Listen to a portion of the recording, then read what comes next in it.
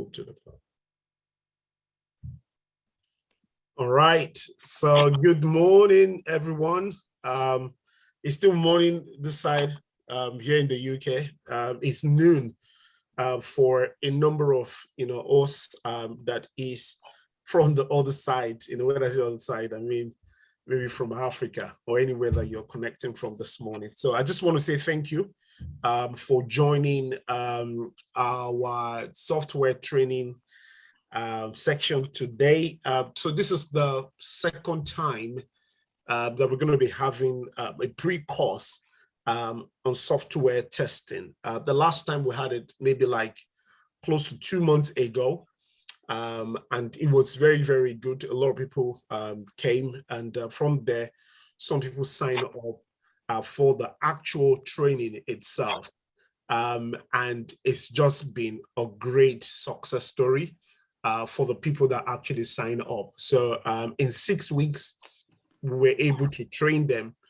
We gave them 2 weeks of, a very comprehensive and intensive training, then followed by, another 4 to 5 weeks, even up to 6 weeks of practical, which was really, really good. And I'm really glad that some of our students that we trained the last time, some of them are back here today, maybe to just share their experience as well. On the back of that exercise, it has been success story. Some, immediately after the training, that they've been able to get a job, with a very, very good,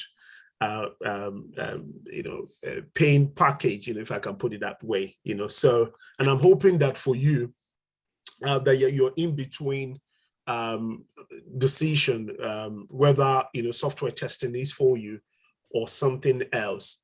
I'm hoping that you'll be able to open your heart today, to listen to our tutor Muiwa, and also to ask questions. Then you can make an informed decision for yourself on the back of that. You'll be muted at the moment, but if you have any question, please use the chat box, put in your question there, and we would be more than happy to answer you in between the training or after the training itself. All right, so we're ready, and Miwa is ready as well. At some point, we will share a link with you in the chat box. So I want you to, make sure that, you're constantly, checking the chat box to know what's going on. We'll share a link with you, and that link is what, we call it the, registration for the main course. What that simply means is, for those that have made up their mind that, software testing is what they wanted to do, and they wanted to do it with us, then you have to complete that link for early registration and for the discount that we have for those that's going to be signing up for the course. All right. So thank you for listening. Muiwa is ready. And Muiwa, over to you now. And yeah, happy listening, and then ask all the right questions, and we'll be happy to answer you as well. Over to you. Hi all, good afternoon once again, good morning. Yeah, good afternoon, good morning, wherever you are. Currently, yes, we'll be starting the software testing pre-course, or SL3B, so that we all can understand and have a decision to make to know what software testing is all about. Today, we'll be going through some few tips and some few nuggets to let you guys have a decision to make. And at the same time, I know you make the right decision, which I've made that decision myself, and it has taken me further than what I used to be before. So basically today's agenda is all about going through the training slides, some of the tips and nuggets, like I said, how you can progress in the career called software testing. What are the job opportunities out there as a software tester? And who is the person to take this course? Who is this course for? Is it for me? Is it for you? Is it for all of us? We all need to make a decision. And I know the decision we'll make is something that will help us to have a better understanding of what software testing is all about. What is the learning outcome for today? So at the end of the course today, students will be able to understand various test processes, understand what continuous quality is all about, how do we improve quality, how do we improve a project, how you can apply various behavioral model techniques from requirements. What are the requirements all about? How can we improve that behavioral model? And at the same time, we will know the differences between what is an error, what is a defect, and at the same time, what a failure means in a project environment. We'll be able to understand as well the ability to combine various test methodologies when a task is being given to us. And these methodologies are what will help us and model us to be who a software tester is all about. And also going forward, we'll understand various software testing tools. We've got a lot of tools outside there, but the most important ones within the project is what we'll talk about. And also we'll understand how to apply various test techniques in every environment. We go to different environments. It might be in a banking, it might be in a retail, it might be an e-commerce. They've got various testing techniques that you need to apply to them so that you'll be a very good software tester wherever you are. We'll also learn how to take up responsibilities, how to communicate effectively with stakeholders, with managers, with your developers, with your project manager, or with your business analyst, even with your test manager and your various colleagues. We'll know how this communication skills has been built. And at the same time, we'll understand what students learn, the ability to analyze various requirements that's been given, how you can flesh them out to understand what your acceptance criteria for a given project, even for a task you've been assigned to do. You know how you can trash it out, and at the same time, how you can know what is actually the acceptance criteria, what are the questions to ask when you've been given an acceptance criteria. And we'll understand the importance of keywords, like what does analyze mean, what is the differentiation, select, structure, focus. All these key languages within a software testing is very important because we'll have to understand and know where to start applying them for. Because if you're working as a software tester, you need to know the right language to use at the right time so that you don't go say the right thing at the wrong time or the wrong thing at the right time. All these are quite important as a software tester. Jumping into the course today, we'll talk about the introduction, the importance of testing in software development lifecycle. What is a testing lifecycle itself, which is quite different from what a software development lifecycle is? How to write about a test plan, types of testing, what is the difference between verification and validation, what is quality assurance, what is quality control, and what is a bug reporting. These are the things we'll give you a tips of the iceberg about today. But when we come into the main course itself, there's more than this that we need to discuss as a software tester. And yes, we go into the introduction of what a software tester is or what is software testing itself. Before you can understand what a software testing is, what I used to tell people is, if you have attention to details, if you can easily spot people's error, if you can easily see where people do mistake, then I would say you have the ability to be a software tester.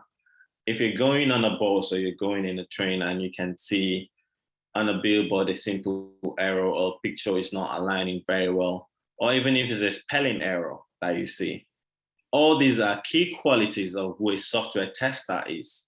And just as we've said, software testing is a process which is used to identify the correctness, completeness, and quality of a developed software. It doesn't have to be a computer software only, any software, any project. It can be a website, it can be an application, it can be an IT service, information technology institute learning services, name all those services. It can be the normal banking applications that we use on a daily basis to make transfer, to make payments. All these are applications that have been developed.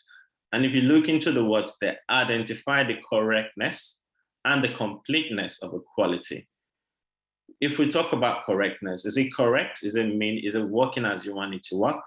Is it complete in the aspect of is functioning the way you expect it to function? And all these things are part of what a software tester do. It is a process of executing a program application under positive and negative conditions, either by manual testing or by automation means. And you can check for the specifications, you can check for the functionalities, You can check for the performance of the application itself.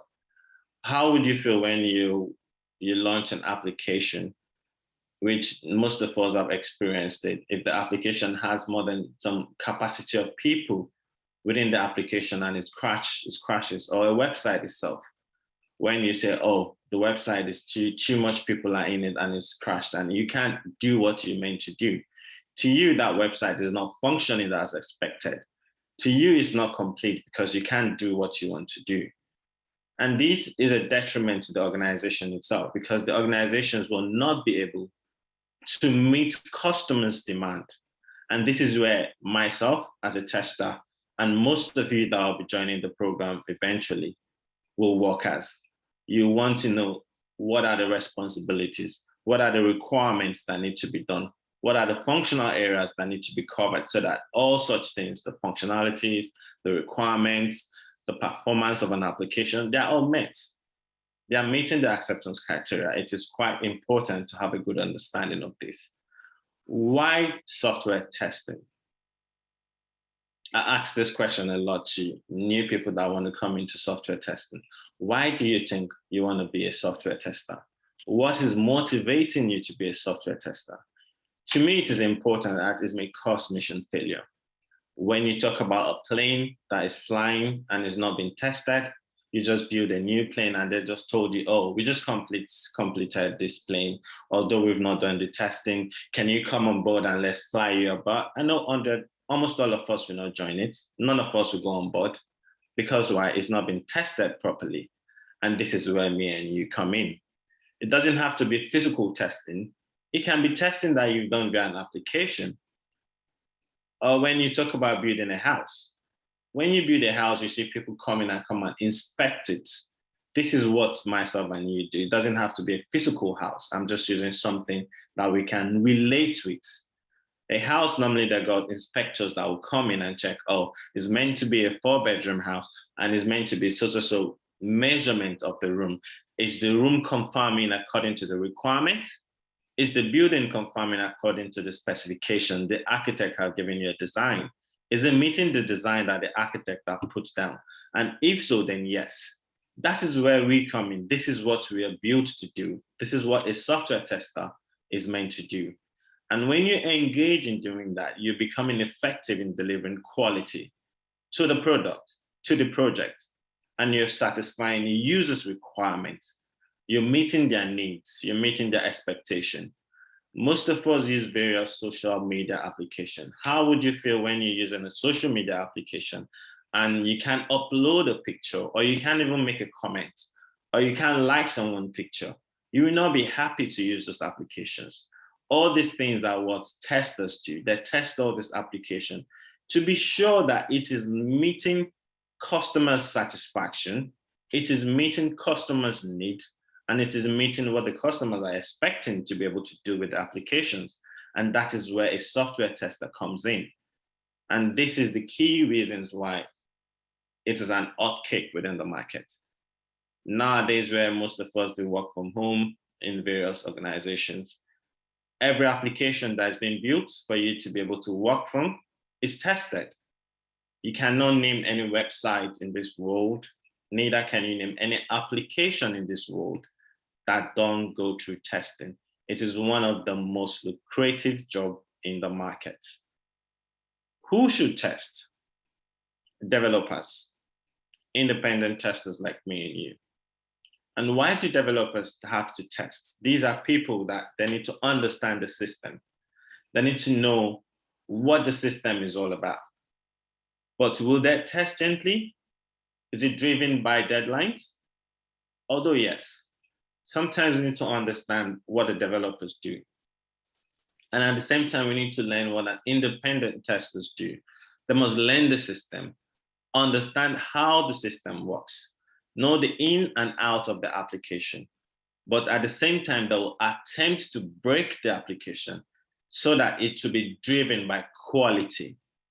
When they attempt to break the application, they're not breaking in the aspect of to crash. Yes, even if you can crash it as a tester, that makes you a top shot within the market. Because if you can meet or find someone else's faults within an application or even within a website that's being built, and you can easily spot mistakes, design mistakes, spelling mistakes, name it, functional mistakes, where you click an application or you click a link and it's not opening. All these things are part of a software tester's job. And now we quickly jump into what is an error. What is a defect? What do we mean by bug? What do we mean by failure? What do we mean by fault? We have different meanings to all this.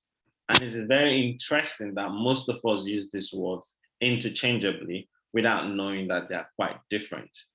And we need to have an understanding of what they all mean so that we can know what to say and which word to use at the right time. So here I give a brief explanation of what a bug means, a defect, a failure, and a fault. So let's make it simple. A person or a human makes an error. When you're typing, you're making an error, a spelling error. And that error leads to what is called a fault. In a software environment where a developer has written a code, he might do a mistake and write his code wrongly. That is an human error. But when the code that is written is wrong, has an error, and he didn't spot it before he moves that code into the testing environment, there's a fault there. If the fault is not being spotted early, and you are the tester, you're testing out the application, it causes a failure within the project or within the operation of that system, of the website you're testing. And this is quite easy. A good example is your mobile phones. We all use mobile phones because this is the age of where everybody uses technology. A mobile phone has been launched. A new mobile phone has been launched on a Samsung, iPhone, name it, whatever phone we use. And when it's been launched, when it's been developed, developer mistakenly or by human error, instead of him to put the call button at the bottom side of the screen, he put it by the sidebar of the screen. It wasn't spotted by the developer. It wasn't spotted by anybody. It went into manufacturing and it's been manufactured. When it's been manufactured, it comes into production. Everybody's using it. And they see this, oh, this is a big error. Most times what they do is they do a recall. And this is why you see most cars, they say they're doing a recall on cars. They spotted the error, they spotted the human error. They've seen the faults and they've seen the failure of the application or of that thing, and they do a recall back. And when the recall is being done, it's been fixed and it's been given back to all of us to use. And that's why you see some mobile phones, or most mobile phones, they'll do a version upgrade. And when you see when they're doing the version upgrade, they'll say within the words there, bug fixes, bug control, bug fixes, updated version. It's all because they've seen the mistakes. Some people have reported it. People like me and you, I'll be a tester, I've reported it. And from there, they could collate everybody's information and fix it. And that is why sometimes when you buy a new phone or even a used phone, whichever phone, when you're setting it up, they'll ask you questions. Do you want them to receive data of how you use the phone? They're not just receiving the data based on they want to be seeing what you're doing. They want to know where the application is having faults most time, where the failures are coming in from. And when they collate my information, your information, that is where they build on the versions. That is where they build on the faults. That is where they build on the failures in the operation. And based on that, they can do another upgraded version or bug fixes and upgrade the version. So simply said, an error is human action that produces an incorrect result that results in a fault. And while we say a bug is the presence of an error at the time of execution of a software, of a product. And the fault is easily a state of a software caused by an error, which is human mistakes. And failure, which is where we comes in, is the deviation from its expected results. You're expecting this application to work. Like I said, in social media, I'm expecting myself to be able to upload pictures easily, to be able to like pictures easily, to be able to upload music easily, to be able to do everything within the social media easily. But it's not meeting my expected result. It's not meeting what I'm expecting it to meet. Then we term it as a failure. The application is a failure because it's not meeting its expected results. And that is where it's quite important to know who is a software tester. It's quite important to know what a software tester do. And it's quite important to understand how to become one, to become someone who will have the attention to details, to become someone who easily spots people's mistake, who easily see things that other people don't see. And we say a software tester is one who performs testing and finds defects. It finds bug, people's error, people's mistake, the faults within an application, the mistake that some other people didn't see. If they exist within the application that is on the test, and that is the application that you are testing, or the application or the project that you're going through, that you guys are about to produce to the environment, to the people, to the public to use. If a banking application is being produced and you cannot transfer money, you cannot see your account balance, or you cannot even log in, let's use the most common one, where some people will not be able to log in. Would we say the application is meeting people's demand? Would we say it's meeting people's expectation? Is it meeting the requirement that it's been meant to be built for? No, it is not. And this is why most times we as testers, we as software testers, we go through rigorous testing of such applications. Is it a banking application? Is it an e-commerce application where you buy your clothing materials on website? Is it your food materials on various websites? All such applications, it's very, very important within the life cycle of a tester. You need to have an understanding of what a tester do. And this is quite important. When you know who a software tester is, we need to understand who are the people that you'll be working with. Who are the people within the team? Who are the people that will be on your day-to-day activities that you relate with, that you communicate with, that you talk to, and you gain knowledge from. And most importantly, the people are the project manager who oversees the project. He's the one that executes the project to ensure the success of a project. It thereby is minimizing risk throughout the life cycle.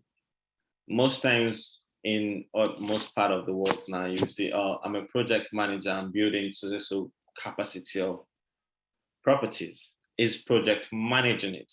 And when he's managing that project, he's looking into the people within the project, the cost of the project, how he's going to make it cost effective, how the project is going to meet the expectations, and at the same time conform to the design that's been set out from the onset. And this is who a project manager is, who is responsible for writing the specifications, is responsible for managing the schedules. Oh, yes, we're going to build this part of the application within so period of time. Are we on track? It's taking notes of all these things. And this is who a project manager is making the critical decisions in the time of the project. Oh, yes, we need to get this set done between 2 days, and 2 days is 2 days. Who are the people needed? If it's for him to hire more people, if it's for him to fire people, if it's for him to reduce the cost, whatever strategy is going to take, he has to take it. And that is who a project manager is. And when it comes to a quality assurance lead, this is who you will be relating with on a daily basis. It's more or less like a coach. It's somebody who mentors you and who works to improve quality assurance effectiveness within the team. He works with other departments as well, thereby representing the team, which is the quality assurance team, on whatever project. If they've got various projects, if they've got project to do banking application, customer service project, and all such projects, he is involved in such project. It brings about the initiative. What are the things that the testing team need to do? How many people do we need to get on board? And all these things will be set out by the quality assurance lead or by the test manager. And at the same time, we have myself and yourself, who will be the test analyst, who will be the software tester, the test engineer. This is where we are. We take responsibility for planning, developing, executing test systems, manual test plans, regression test plans.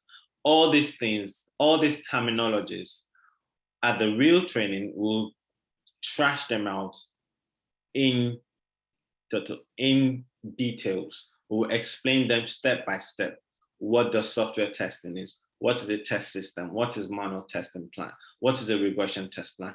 All these things will be explained in details when the testing commences, when the training proper starts. And if you're quite interested in the training, please start signing up, because it's going to be very, very hands-on. We as a tester, we identify the target test, the items to be tested, the things that are meant to be tested. We define the appropriate test requirements, the required test, the associated test status. All these things are quite important. We gather and manage test data. We evaluate the outcomes of each test cycle. And if you guys remember that I said a test life cycle, what does test life cycle is? All these things will be spoken out in details, explained with diagrams, and which will also be done practically within the practical aspect of our software testing training proper. We write test scripts, we write test cases, we report defects. And if you guys remembered earlier, I was talking about what a defect is. That is deviation from the actual requirements. If it's not conforming to what is asked to do, it's been deviated, it's not meeting the requirements. All these things is what is testers do. We are responsible for determining the best way to test, the best way to perform testing within the application, so that we can achieve 100% coverage, even if it's not 100, 99.9% coverage of the application, to be sure that yes, it is working as expected. It is meeting customers' expectation. It is meeting customers' requirements, and it is meeting customers' need. And when we have an understanding of all this, then you are a software tester. You have the eyes to be a tester. You understand what it means to be a tester. And at the same time, you now get to know what is the importance of being a tester within a project. Because if you don't have an understanding of where you stand within a project, you can be easily pushed off.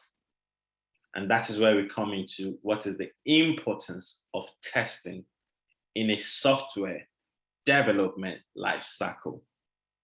We're talking about how a software has been developed now, from the initiation of a project till the end of the project. That is the end-to-end life cycle of a project, of a software application. Even before Facebook came to be, there was an initiation process, which started to, what do we want to do? We want to just do a social media platform where we can communicate with our students. That is the initial plan for Facebook. Communicate with our teams within our classroom or within ourselves, where we can easily communicate, share pictures, like our pictures, comment. That was the initial idea that was conceived by Mark. But when everything blew out of proportion, before then, he did the requirement gatherings. What would I need? How would I analyze this thing? How would I design it? Who is going to do the coding for me? Who is going to implement them? If I get someone to implement it, who is going to be sure that what I've gathered, the initial gathering of the requirements, the initial design that has been designed, that this is how it's going to conform. And whoever has coded it, is it meeting what I've asked them to do? And that is where myself and every other person stand as a tester. That is where we stand.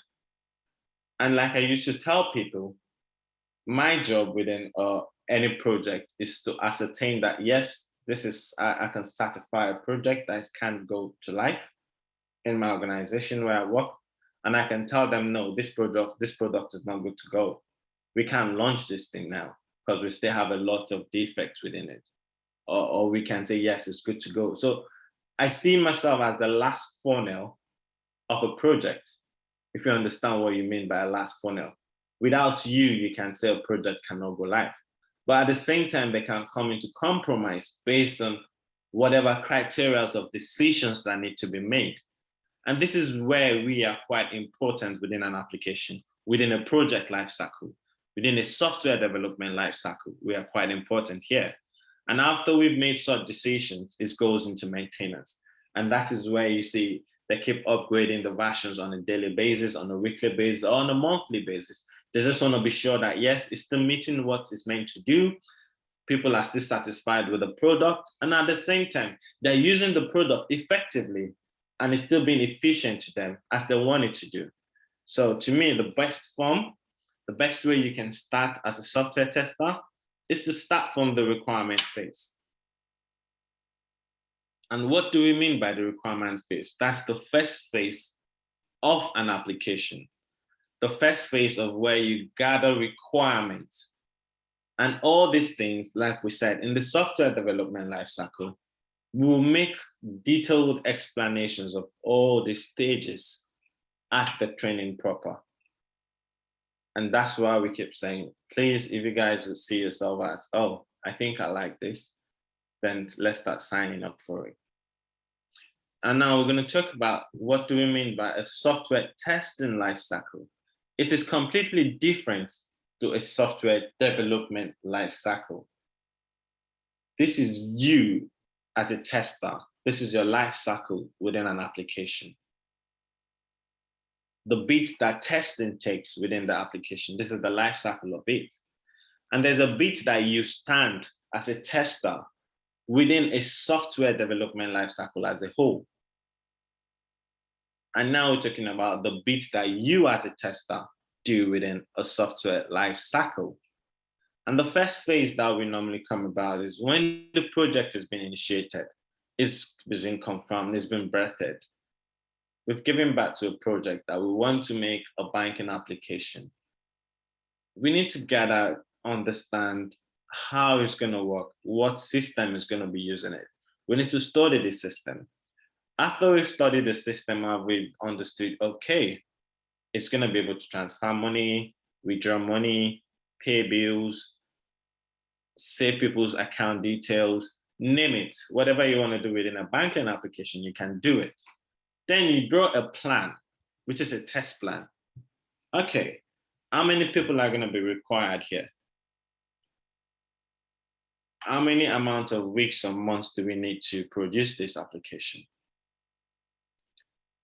If we've developed this application, if we find such errors, how many days are we going to be able to fix it? How many requirements are we writing out?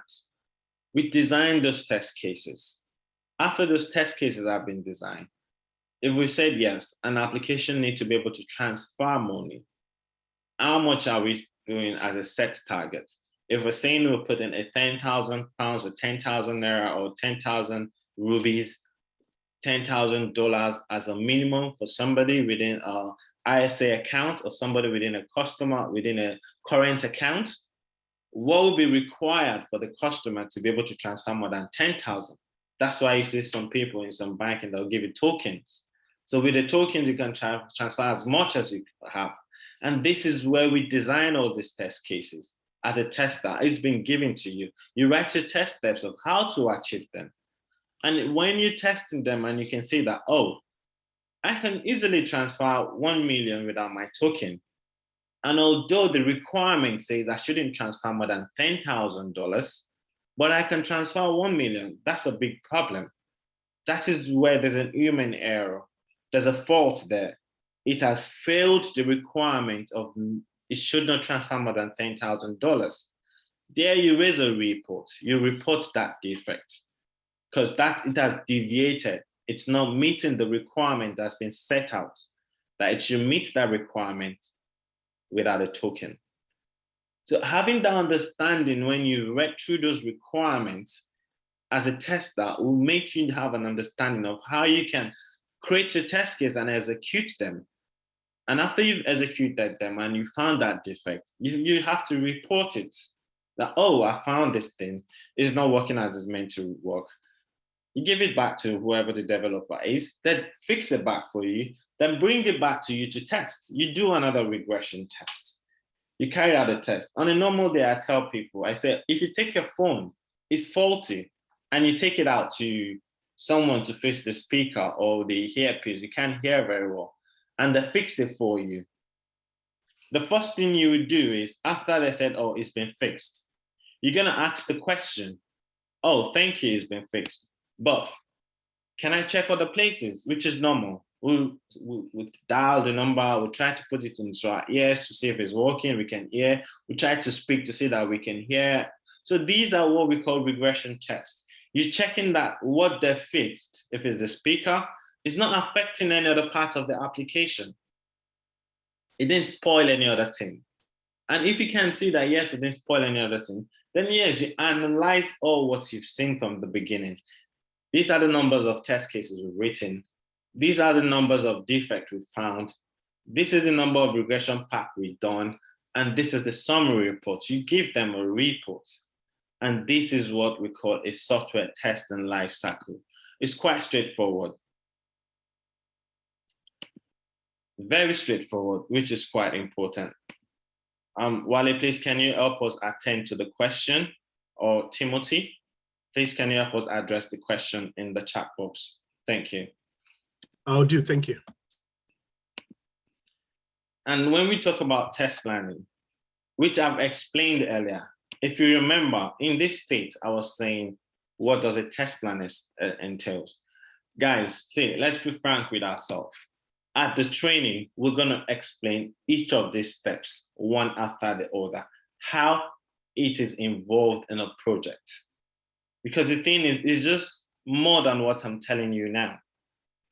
And when you have an understanding of that, you'll be able to grasp everything completely. You'll be able to do your job as a professional. And that will really help us to be more than what we think we are. And what it is, we call a test plan. It is a systematic approach to testing a system that is a software, that is an application, anything built, a website, name it. It is very, very systematic.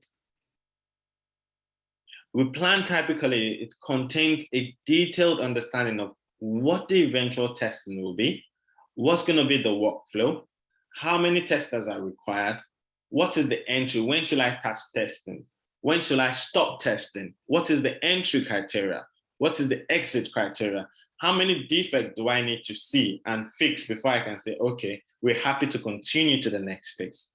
What environment are we going to be testing? How many numbers of testers do we need for this certain project? Do we need 10 people for a project of 2 months? Do we need 2 people for a project of 7 years? All these things will be agreed out. It will be written in detail within our test plan. And when we have that structured out within the test plan of an entire project lifecycle, we'll be able to we'll be able to mitigate anything that will cause problem within the project, because we've already foreseen how the project lifecycle is going to be, how the software development lifecycle is. And by we understanding the set requirements, by we understanding the capacity of the design that's been made, whatever the architect has designed, by we knowing, oh, normally within a developer, it's 2 developers to 1 tester or 3 developers to 1 tester. If we've got 20 developers on that project, you should be able to know how many testers you'll be required for that project. And by so you will know what tools will be required, what strategy, what software testing techniques you'll be using, and all these things. Is it going to be waterfall? Is it going to be V model? Are we going to be using an iteration model? Is it going to be agile? All these things is what will be written out, explained in detail within the test plan. And when we have that understanding, we will now know what our test cases are. If we already know what the requirements are, it's quite easy to produce the test cases. A good example I gave earlier is if we are building a banking application and we're saying one of the requirements set out is you should not be able to transfer more than $10,000 without a token. If you are building a test case for that, you all will understand that the test case is it should limit itself to 10,000 payments that should be able to be done at one transaction. It should not be more than 10,000. You can do a multiple transaction, which the maximum limit is 10,000. But if you're now using a token, you can do more than 10,000 and above. And they've given you that requirement. You know what is included, what you'll be able to write out for your test case. You'll be able to identify the specific test requirements. You'll be able to identify where it is failing, and you'll be able to execute your steps one after the other, step by step. And at the same time, what data would you be needing? Or would I need the banking application login details? Would I need an set amount, or dummy amount, or dummy card, or dummy account that I need to transfer to so that you can carry out your testing for completeness? All these things are what we call test data that will be provided in your test case. And when you have all this provided, definitely you'll be able to meet that requirement that's been set out, because it's quite important to have an understanding of what the requirements set out from the onset. And when you have the understanding, it's going to give you a good knowledge of how to write out your test cases. And when we have such understanding of how to write your test cases, we need to now know what are the levels of testing. We've got various levels of testing, a lot of levels. And if we want to talk about this, we're not going to finish here today. I promise you that. Because testing is quite enormous. I use that word. It's quite large. And we need to have a good understanding that you don't need the knowledge of all to know everything. There's still some wordings in testing that when I see, I'll say, is this actually testing?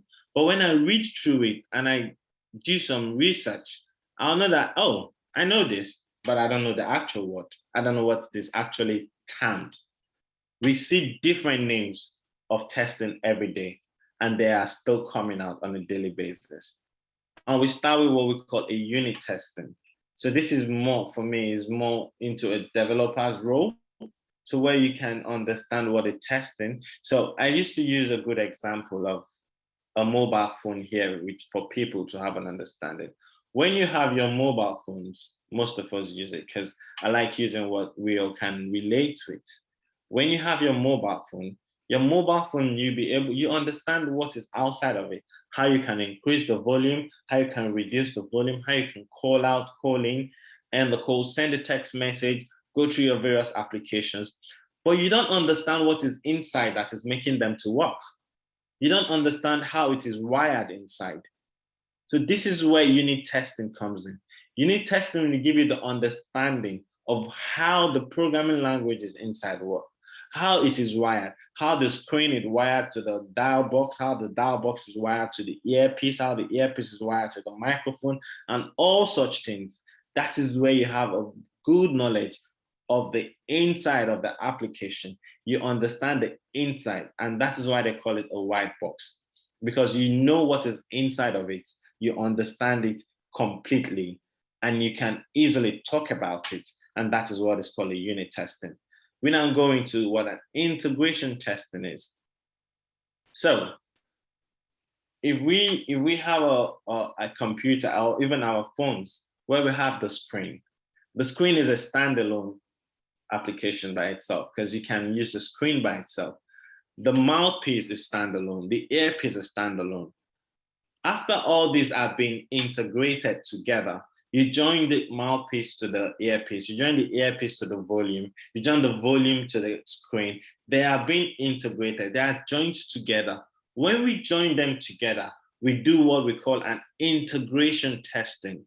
When we bring them together, we test them together to be sure that yes, they are working as expected, they are connected perfectly, and there's no error. If I'm using the microphone, is it affecting the volume? If I'm using the volume, is it affecting the screen?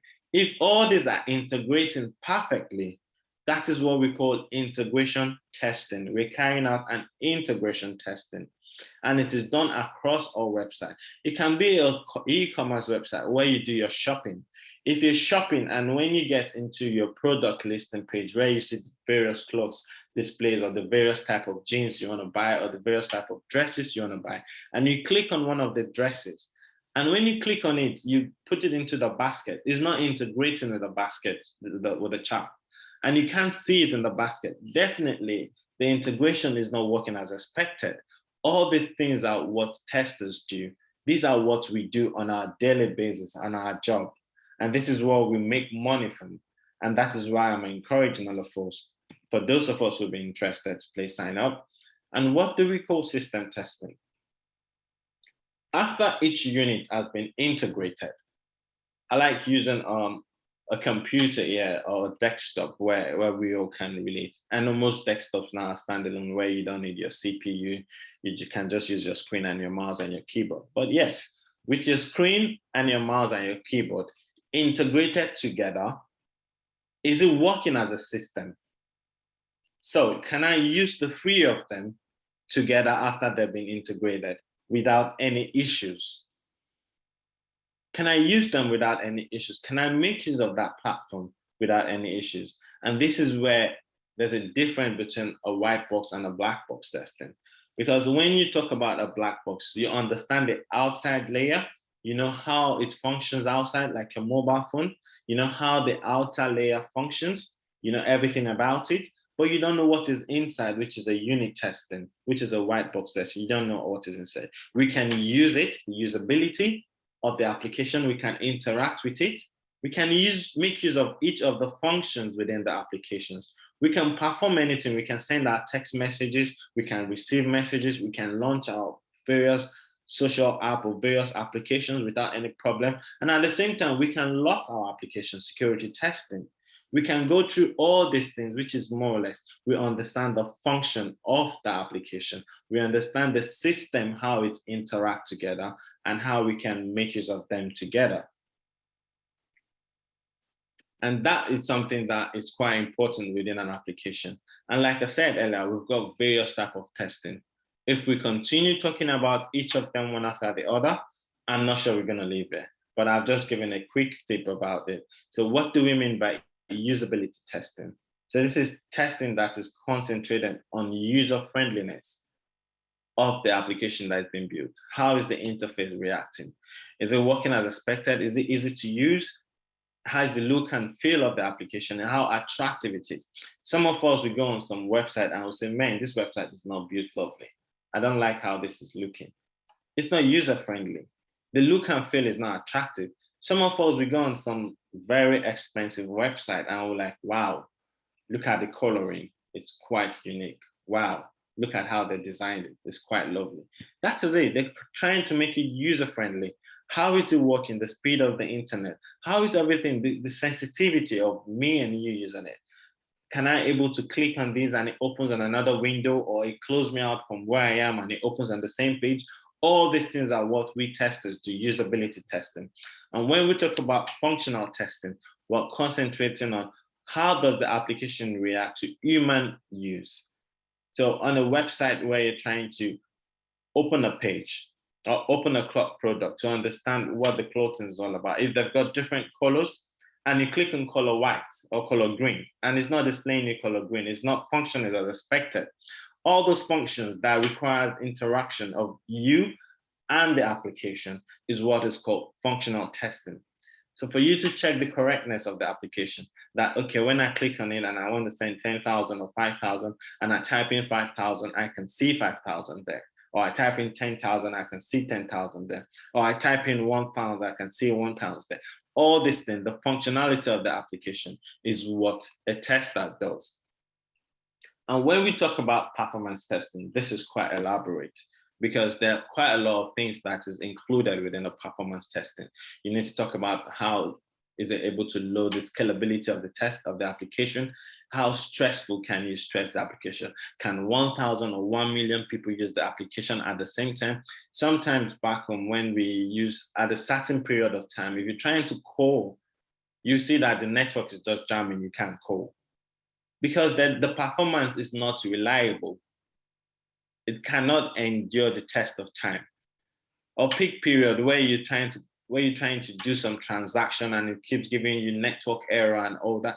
These are things that we as a tester do. We try to check the performance of the application. And at the same time, we try to check the data volume testing. Because when you're conducting this test, you need to find out the maximum limit of data volume of your application. It's just like, pardon me to use, I want to use something that we normally do back home in Africa, like a jam. When you're filling in a jam form, you can see sometimes just see the website is crashed because the amount of data that it is receiving within a particular period of time is too much. So it cannot hold that capacity and it just crashes. And this is something that happens on a daily basis. Even here in the UK, sometimes you see they'll say, oh, a banking application is down. Why is it down? Probably they might be doing some maintenance because they're saying that, oh, the data that is coming in is too much. So we need to increase our capacity. And all these things is what we testers do. And what do we mean by security testing? How well the system is protected against unauthorized internal or external access. Oh, that's why you see now most applications or most websites, they'll tell you thumbprint. You can use your eyes to open it. Whatever system, is a passcode, name them, passwords, everything you want to do. Even when they're doing password now, they'll tell you to use various combinations of characters. Why? Because they want it to be very secure. And as a tester, when you carry out a test in such things, all those requirements are what you'll be meeting when you're testing. If they've asked you to create, you've created a bank application and the password needs to be various combinations of alphabets or characters. When you're testing that, you carry out combinations of characters to test it. Is it 10 characters? Is it 5 characters? Is it 8 characters? That's why when we setting up passwords now, you see they'll tell you a minimum of 8 letters, alphanumeric character. They'll give you the sample of character. It has to include lowercase, uppercase, symbols, name it, numbers. They'll tell you all this. What are they trying to do? They're doing a security test. They've done a security test on the application and they want you to conform to that so that it's going to meet the requirements. And this is quite important. And when we talk about smoke testing, we're talking about a quick ascertain that this application, most of the functional or critical functional areas of the application is working. Because if this is working, it's not going to give us any issues. So you don't have to go into details about what other part of the application is all going to be. So the actual thing is we need to have an understanding of what a tester do, because all these terminologies, all these samples of testing, it's still what you do on a normal basis. It's still what myself and yourself do on a daily basis. And the last training, when we did the last training, some of the students were like, oh, I do this every day, but I don't know this is what is called testing. And this is what it is. That is what some of us most of us make money from. Because when you're setting up even your normal social account or your normal banking account, you're doing is testing on the application. And some of us are being paid to come and check an application for a company before they launch it. So all these things are done by testers. And when we say alpha testing, it's tested by users. That is me and you. And like I just said, you're paid to come and check the application. You don't know more. They can call you. Oh, we're just doing a random testing of an application. Are you happy to come and help us just check it to see if it's working as expected? And that is what you're doing, alpha testing. And it is quite important as well. And when we talk about acceptance testing, that is where you as a tester or you as an employee of the organization, or you have how would I put it? You're subject matter expert within a certain field. So when we talk about banking application, we need someone who's a subject matter expert in finance. Or when we're doing an insurance application, we need somebody who's an expert in insurance to tell us how the workflow will be. And when it is being confirmed and the application is being tested, we can call these people out and say, okay, we've fixed the application, we've built it for you. Can you have a quick look into the application to understand that it's working as you believe, as it's meant to work as a subject matter expert? And from there, they'll tell you the things that are missing. They'll tell you the things that are not missing. They'll tell you the new features that you might need to add. And this is quite important because it's quite helpful when an organization have an acceptance testing done. And we talk about beta testing. It's done before the final release of a software. It's more or less done by the end user as well. Something like a user acceptance testing, which I just explained earlier. There's nothing different from that. And as explained regression test earlier, that after you've carried your phone to somebody to fix and they fix it for you, you just need to have a quick look that, okay, it's been fixed. Hope what this guy fixed is not spoiling another thing. And that is what we call a regression test. And when you check that, yes, it fixed the microphone, but the microphone is not affecting the screen, that the screen is not working, then you need to give it back to him. Why? How did you know that the microphone or the screen is fixes are affecting the microphone? Because you've done a check on it. You've done a check on every other part of the application. And that is what is called a regression test, to be sure that whatever has been fixed is not affecting any other new place and is not causing any other new problem. And that is another type of testing, which is also done by testers.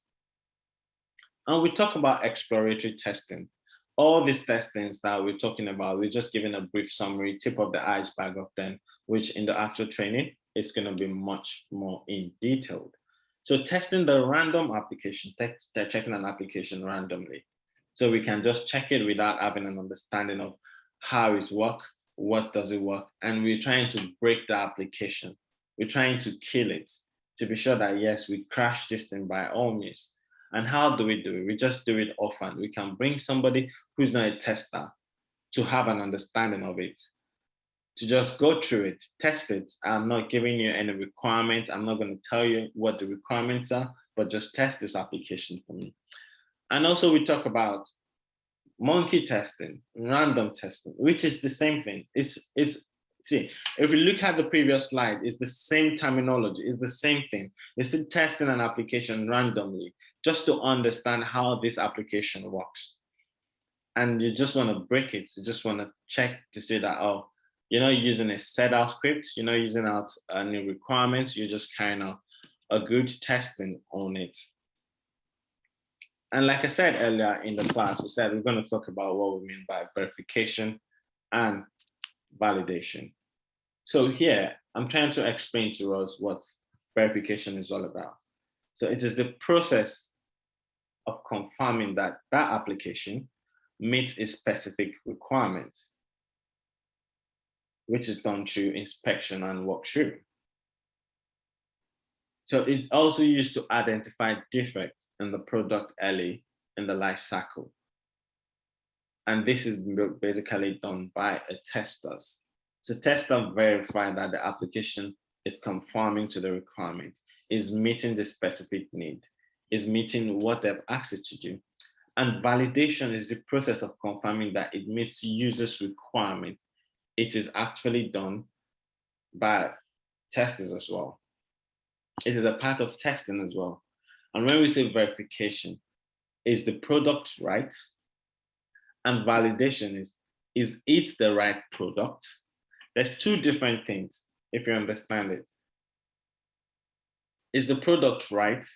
You can build it right, but it's not meeting requirements. But is it the right product that we've asked you to build? And is meeting all requirements? That is when you're validating it. But is the product right? You can just verify that yes, it's right, but it's not meeting your requirements. So these are two different terminologies within testing that most times are conflicting. And if you can have an understanding of this in details, you will know what to test when you're executing your test. And you know how to use those terminologies right. And it's quite helpful within the testing environment to know that what is the difference between validation and verification. All right, we were quick one there. Sorry to interject you. Some of you you've been asking questions. I've been replying to you. So look into the chat box.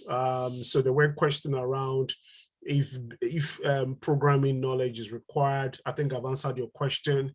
There were questions around if we have our training covers Selenium, and I think I can't remember your name. Maybe it was you, Induka. I was talking about the entire, CI/CD pipeline that we have built into our software development lifecycle. From the time that you start developing to the time that you release the software into production, we have an entire workflow that has been built into our process. And even if you want to learn, beyond software, the testing, there's just a whole lot that we do. Apart from you testing, you might get the opportunity to also learn a bit from the developer as well. So we have a well-rounded process that comprises of different people playing different role. While our platform is really, really different, is the fact that we have the consulting arm of our business where we actually do the software development. So our practical is not somebody taking you to another person's website, piercing the website and be showing you. No. Our practical is different. We have an environment where the software is actually being developed.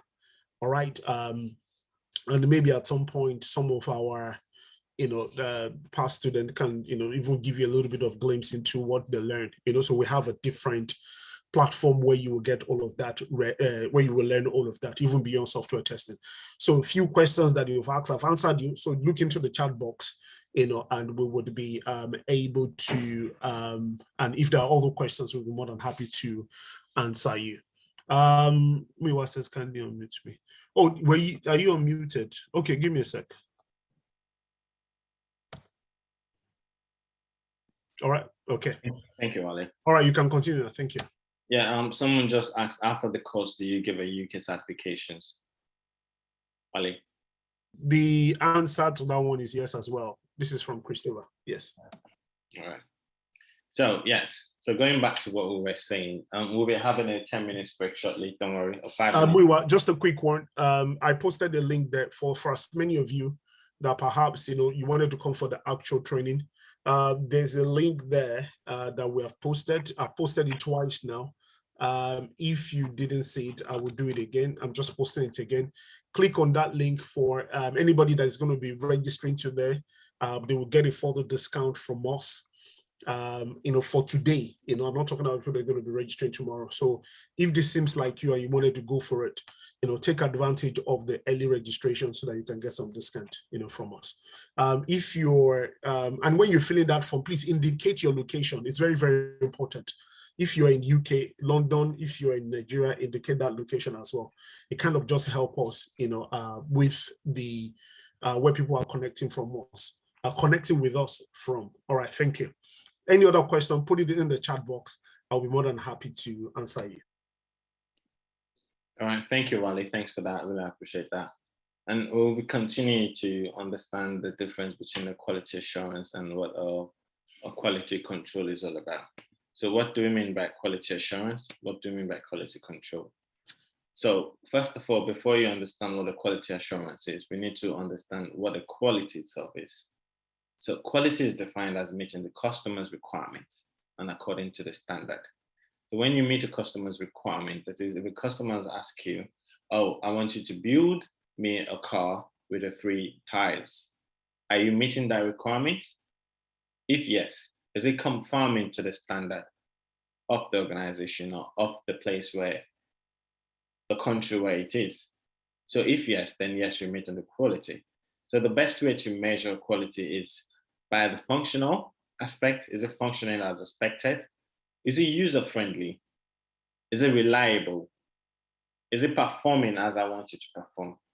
And what is the scalability all about? Is it scalable that, yes, I can hit my chest and say, yes, security guarantee? And why quality when we talk about quality assurance? Because it is important, it's an important factor and an aspect that is affecting an organization's long-term performance. A good example is the Boeing that's been about to go liquidation recently, about last year, that it just kept crashing and crashing. Are we going to say they've not done a good quality check? No, it might be just a product that is failing within the airplane that is making the company to go down. So all these things needs a quality assurance to carry out. Or are we going to say that a car that's been built and after some time they're doing a recall on those cars? Are we going to say the car that didn't do a quality check on it? No. It might be a new thing that started affecting it that made them to say, oh, we need to do a recall. We're going to talk about our applications that after it's been produced, we've downloaded it, and all of a sudden we can open it. Are we going to say the quality of the applications wasn't met when they did the requirement? No. But all these things is what we need to understand. Is it reliable? Is it functioning as expected? Is it user-friendly? And is it meeting the customer's demand? So quality improves productivity and competitiveness in any organization. It is quite important because even as an organization, if you are launching a product and it's not meeting the public need, the customer's need, within a short period of time, your product is going to go out of the market. And when it goes out of the market, what's going to happen to you? Your company is going to fold up. But you need to continue to meet customers' demand so that you can meet the quality required by your customer. And when we now talk about quality assurance, is a planned and systematic set of activities necessary to provide adequate confidence that the product that you're producing or the services that you're giving to customers will conform to specified requirements and meet your users' need. And this is what I've explained in just a few seconds ago. So is the process, how oriented is the process? How can we prevent defects? How thorough is the life cycle? What rigorous testing have you done? What is the management process?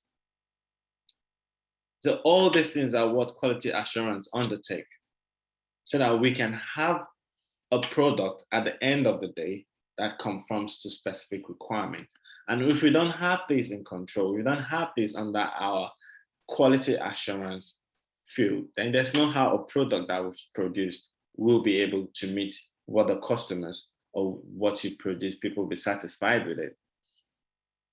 And when we now talk about quality control, it's the process by which product quality is compared with the applicable standard and action taken when non-conform is detected. So if you guys see what I wrote initially, I said, yeah, is the process oriented? It's a process-oriented process which has to be conformed to meet specific requirements. The defect prevention is based and it has to be met at the same time. But here, when we talk about control, we're not talking about the life cycle. We're not talking about if it is actually management process. But that is the difference between you being a quality assurance and you being a quality control. You're controlling it is different from you are giving them the assurance that yes, this product is meeting the requirement that is meant to be met. And when you have that assurance given to your customers, they will definitely come back for more. And that is why you see some applications now. It's just about let's just be realistic. In the mobile world now, most too competitive mobile phones are either an iPhone or a Samsung. Nobody uses Nokia again. Nobody uses BlackBerry again. Motorola is just about bringing new initiative. Why? Because they're not meeting what customers want. Either the battery is always dying quickly, or what they've used to make market like BlackBerry when they used to do the BBM. All these things people are not using anymore because WhatsApp have come about overtaking them. You need to be innovative. You need to be creative to meet your customers' need. And if something else comes out now that will beat WhatsApp within a short period of time, WhatsApp is going to fold up as well. So all these things are what we as a quality assurance, we on the look to be sure that customers are satisfied and they keep coming back to that same application or to that same product. And these are the some few major differences between the QA and the QC. So quality assurance, make sure that we are doing the right thing the right way. And the difference there is quality control, make sure the result of what we've done are what we expect. So now you can understand doing the right thing the right way. And here they're just after results. So quality assurance, they focus on building a qualitative product which prevents defects. But here, QC are just focused on testing for quality and hence detecting. So there are two different aspects of roles. But my role as a software tester is more into the quality assurance because you are more dealing with the process, you're dealing more with the entire life cycle. And what are you doing? You're meeting your customers' needs. how corrective it is. All these things are what you do. Combination of a quality assurance and a quality control makes you something better as a software tester. And Wale, we can quickly take a 5 minutes break so everybody can refresh themselves. And if they want to quickly use the loo, you can use the loo. If you've got any questions, we can quickly ask now before we continue for the last. Yeah, thank you for that. I've been busy answering, some of those questions. Like questions like, with the training covers, ISTQB 100%. exams, and we said some. Just answer Kenny Adeniji to say yes. As a matter of fact, we have another software solution that we have developed, an application where we have questions, past questions on this particular exam that you can go and practice. You could do a practice. As a matter of fact, in our training, after we teach you, you will now do an exam, like a short test with us. If you're not going anywhere to do it, it's on our platform, because we have, we develop a product, we call it Smart Assessment Portal. That is our product. It's not anybody's product. It's something, like I said earlier on, that on our platform, all of our product, we develop it ourselves. So it is not, you're not going to go, somebody's not taking you to somebody's website and they're tearing the website and they're telling you to test it. No, all the things, all the product, all right, all the product that you're going to be using for your practical is our own product, because it is developed by us. All right, you will see the architectural solution or the diagram, how we have architected that solution, which would also inform your understanding as well. So yeah, I hope that answers your question there, Kenny. Meanwhile, let us take that 5 minutes break. Is it 5 minutes? Is that correct? Yes, please, 5 minutes. Okay, so we'll take the 5 minutes break. When we'll come back, we'll quickly have a short testimonial from those two, maybe one or two people that we have. Then we can now get into the second half of the training. Then we will round up. Okay, so 5 minutes break. So when do we come back? What's the time now? 22. We come back 27. We'll come back 27 past. So guys, you don't need to log out. Just stay. It's just 5 minutes. We'll come back at exactly 27 past. Okay? Thank you.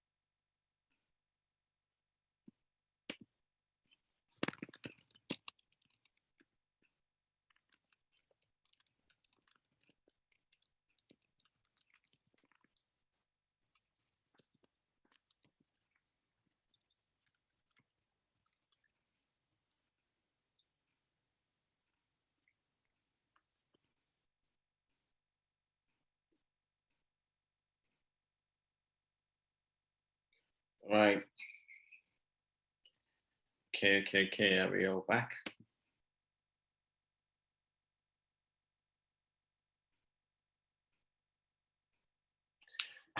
All right. Wale, are we back? We're about to kickstart now. Yeah. So at this stage, do we quickly want to take the testimonial or? Yes, we can. We can. I think. Okay. Do we have one or two people here that wanted to quickly? Yeah, we've got about 3 of them here in class already from the last. All right. Do we want to? In what order do you want to bring them on? Oh, whichever order. We've got Maiwa, we've got Timmy, and also Michael. All right. So yeah. Okay. I think what would be good for them is just to let's mute this. Let's just let's pause our. Yes. Thanks, guys. Thanks for all the testimonies. I know we've got about 6 of them actually that want to come and attest today, but we had to. Some of them just literally messaged that, oh, sorry, we couldn't join last minute. But yeah, thanks for all the ones that attest. And yeah, that is just a testimony of who we are. We're here to help, and we're ready to help. One-on-one CV review. Muiwa, just one quick one. Induka is asking a question. He said, does the project cover different environment, health sector, banking, etc.? I don't know the basis of that question. So does the project covers different environments? When you're working as a software tester, you can work across all organizations, name it health sector, banking, insurance, retail, whatever organizations you feel you want to work, you can easily work.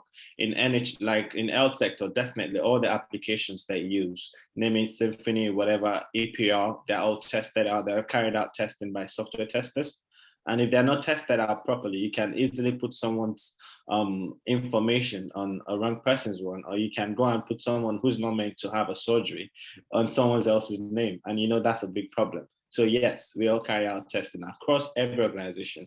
And like I said earlier, there's no organization, no company, no website, no application that don't go through software testing. None, not in this world, except if it's an application that customers will not be using. So if it's an application that customers will definitely and 100% be using, it has to go through what we call a software tester to attest that yes, it is good for what you're building it for, and it can meet customers' requirements. And that is quite important as well. So yes, I hope that answered your question. All right, so let's quickly continue. We've got just a few more slides to go through for the day, and yes, we can have a good Saturday for ourselves. So when we talk about bug life cycle or a defect life cycle, what do we mean by a defect life cycle? If you guys remember earlier, I was talking about an error, a fault, a failure, and also when we spoke about defects itself, when we say from someone's error, it causes to a fault, some fault, it causes to a defect and a failure. So when we talk about defect, we're talking about the issues that are problem or problems that a software tester finds, a tester finds within an application, within a website. And tester find the bug and report it. You can report it to a test lead, or you can easily report it to a testing tool. And like some of our colleagues said earlier, we've got these tools available where you can raise your defect. When you're carrying out your testing during the practicals and you've experienced the defect, you can easily report it. And this is quite something that we do as well. It's something that we're happy to teach everybody one-on-one that comes on the class. So raising a defect after you find that problem.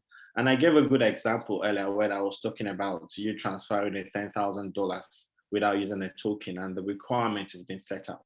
For such example, when you see that, yes, you can transfer more than the actual set out requirement, you need to raise a defect on that. And when you raise a defect, it has its own life cycle that it goes through. And from raising a defect, the defect has been raised. Let's just ignore the two rectangles at the top left and right where it says testers find and report to the test lead, or test lead confirm. Let's leave that out and let's just go through this diagonal that goes all the way from bug, new, assigned, and result. Let's talk through that, because that will give us a good understanding of what a defect lifecycle is all about. When a bug has been found or when a defect has been observed, like the one of the banking application, where you can transfer more than the actual required amount. What you normally do is you raise the defect. After it's been raised, you report it, let the developer know where the issue is coming from. After he or she has known where the issue is coming from, you assign it to whoever the person that developed it. And before then, if the developer check and see that, oh no, this is not a defect, this is just a requirement change or change requirement, he can defer it. He can say, no, we're not taking this. We're going to defer it to the next iteration, or we're going to leave it and fix it later. But if it's actually a defect, yes, he assign it to the defect. It get fixed and it get resolved. If it get fixed, then yes, we carry out another test, which is called a retest. And when you do a retest on the application, if you see that the retest, the fixes is not done, whatever you've observed is still happening, you reopen it back. When you reopen it, you now reassign it back to the developer itself and say, oh, this thing is still persisting. If it's still persisting, it goes back again to him fixing it and you retesting it. You can go through this triangle of assign, resolve, reopen, assign more than 10 times. And sometimes you might not even go through that triangle at all. But in the eventual end of it, after it's been fixed, and you've checked that it's been fixed, you verify that, yes, it is fixed, it's not affecting another side of the application, you close it. It is easier said than done. Because yes, we can quickly talk about it. But when we're in the live project, this is something that can take you weeks and weeks to be fixed or to be even done, or even to approve it. Because some of this bug lifecycle, they can go through various organizational meetings for it to be approved, for it to be fixed and all that. So you having this understanding of what we call the bug lifecycle is key part of what we testers do. It is one of the most important aspects of a software tester. And why do we perform such testing on a project? Why do we think we need to see such to spot out those defects? One, we're doing that because we want to give a quality assurance to our customers. We want them to be satisfied with whatever product we're producing. And we are building our brand reputation. It might be an organization that is just starting up. If your organization is just starting up and you build a website, and on that website, you can't even do an eventual transaction easily, and you have to continue to reload and close down and reopen it. As a customer, you get frustrated and you seek alternative. And those alternatives, if their ones are better, you won't come back to the previous one. And that is why you as a tester, you need to be sure, and you as a customer or as an organization, we need to build that reputation that yes, whatever product we're using is meeting customers' needs, is meeting that requirement, and is meeting their expectation. We simply put it as it's reliable, and the process helps communicate to the customer that yes, everything possible is being done to ensure that the product is of high quality and will meet whatever the defined project is. Whatever the project, if the project is to build an application, and what's the application for? To be able to sign up customers or students to register for their exams? Yes. Is it meeting that need? If it is, then definitely the application is meeting what is required to do. And that is why we talk about why do we perform software testing? Why do we have to do this? I know if I unmute this class now, everybody will give me various reasons why we have to do it. And this is the major reason why you and me, when we become a software tester, or when you become a software tester, you will tell us why you need to be a software tester. You tell us why you feel you can perform a software testing on a product. And let's keep it, the important reason for doing that is because it's critical.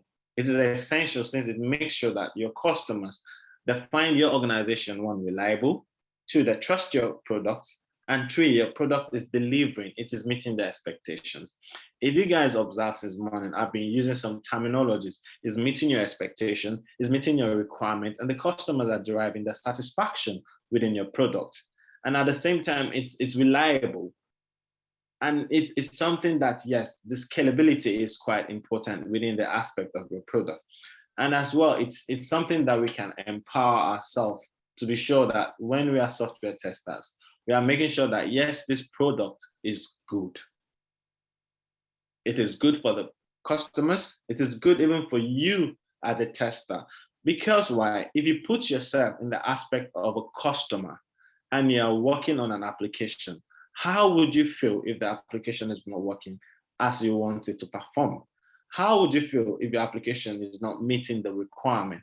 If it's meant for you to buy a product on the application, you go to on a website where you can buy your groceries and you can't easily check out to get your groceries checked out easily. You will not come back to that place. You prefer to walk in, which is a longer stress. But all these things are what we software testers do to make sure that we're meeting customers' satisfaction. And when we talk about that, do you think this is something a career can progress in? It's a food for thought. Because some people will say, is software testing a good career opportunity? Have we got options there? Do software testers get good pay? Is it a good paying job? Do I want to be more of a developer or more of the testing aspect? For me, I put it as this terminology. This is a very flexible career path because of the business and technicality focused roles that are available. If you want to go more in the aspect of being business-oriented software tester, yes, you can digress. And if you want to be more technical, there are various paths where you can come in as a software tester. And I tell people mostly, if you want to go into the IT world now, the easiest and the most, how would I put, the easiest path to go into IT is through software testing. It is very easy to kickstart your IT career from there, because from there you gain cross-functional skills. You can learn from the product manager, you can learn from a business analyst, you can learn from a security analyst, you can learn from everybody you're working, even from a developer, you can move into that. And even from your test manager, you can learn into that. And this is quite important. Who and what can you become as a software tester? And within a short period of time, you can gain quite a lot. You can reach, if you want to go just purely software testing, you can reach the peak of your career within a very short period of time if you engage maximally. And that's why I said if you engage maximally. Now, to give a start, if you start now as a software tester, you become a manual tester, it all depends. I can say for me, my step between 0 to 5 years, it's what some people will achieve in 6 years. I jumped from being a manual tester within 3 years to be a test analyst and test lead. It all depends on your capacity to be able to engage, to be able to communicate, and to be able to self-study. And the first aspect of it is when you want to be a tester, it all depends on the organization. Some of that organization will ask you for certification. Have you got a software testing certification? If not, it doesn't stop you. That's one of the careers that I see that it doesn't stop you if you don't have a certification. I didn't have a certification when I started. And this is quite important as well. If you feel, yes, you need it to start, some countries, they are more keen about certification. Some other countries, they are more keen about your experience. What is the knowledge you're bringing into the organization? And that is where you come in. If you have the knowledge, if you have the practical aspect, which we'll be going through in the training proper, if you have the practical aspect and you can show them that the know-how is there within you, then you can be a software tester within a short period of time. And you can go from being from a manual tester to an automation tester to a test analyst to a test manager. And you can be whatever you want to be. And I just gave a quick hint here from where you can digress within the software testing environment. So here, as a software tester, you can move to be within the project team. You can move to be within the product management team. You can even move to be a cybersecurity expert. Because in software testing, there's what we call performance testing, penetration testing. That is where cybersecurity comes in. And all these things is where you can digress. You can move and branch to anywhere. Software testing to me is more like the root of IT. And from the root, you can grow up and branch and branch and branch and branch to anywhere you want to branch into. And that is why it's quite important. You can join the dev team. And all these people are people which you will normally within your team interact with on a daily basis in your workplace. And it is very, very important to have this understanding. Do we have jobs outside? Do we have software testing roles? This is a stat that was taken last week, just recently, just around UK only, focus on the first one. So these are just UK only. I'm talking about UK London only. For within the last 6 months, that roles that have been taken up every time. So we've got roles available everywhere within the world, and the rates are quite high. It's on the high side, and you can see the increase is quite increasing on a daily basis compared to last year, compared to the year before. It keeps increasing on a daily basis, and this is where we know that we've got a lot of job opportunities outside. It's not just here, it's not just in Nigeria, it's not just in Ghana, it's not just in Canada, everywhere. As a software tester, if you have the skill, you can work anywhere in the world, on-site or off-site or offshore. You can work from Nigeria as a software tester for a company in Canada, in your room. You can work for a company anywhere. I've worked for a company from here in the UK, in a company in Sweden. So it's quite important to have an understanding that as a software tester, you can work anywhere. So who are the people that feel they can take this role? Anyone who is interested in getting into testing, getting into technology, let me not say testing, getting into technology, IT itself. Anyone as well who has an eye to spot mistakes, people's error, like I said initially. And at the same time, we can also talk about whoever is a business analyst that feel like, oh, I'm tired of writing documentation. Let me move into testing. Yes. Project manager. Yes. You want to be a Scrum Master. Yes, you can even jump on board. You want to be a product owner, coming into IT, coming into software testing. You want to be a software developer proper. Start your career with a tester, or you want to even be an automation tester at the end of the day. Why not? You want to know the programming skills. You want to know more about the internal aspect of an application. Jump on board, you're much welcome. Or you even want to be a cybersecurity expert. All these are people who should take this course, because a software tester will lead you all to such places at the end of the day. And yes, that is the end of our pre-course today. Questions. All right, Muyiwa, thank you. I think most of the questions has been answered. I was busy in the chat box replying to questions there. So some people were asking the platform, some people were even asking whether they need to download a software, and I said no, we're going to be using Jira. We give you access to our Jira.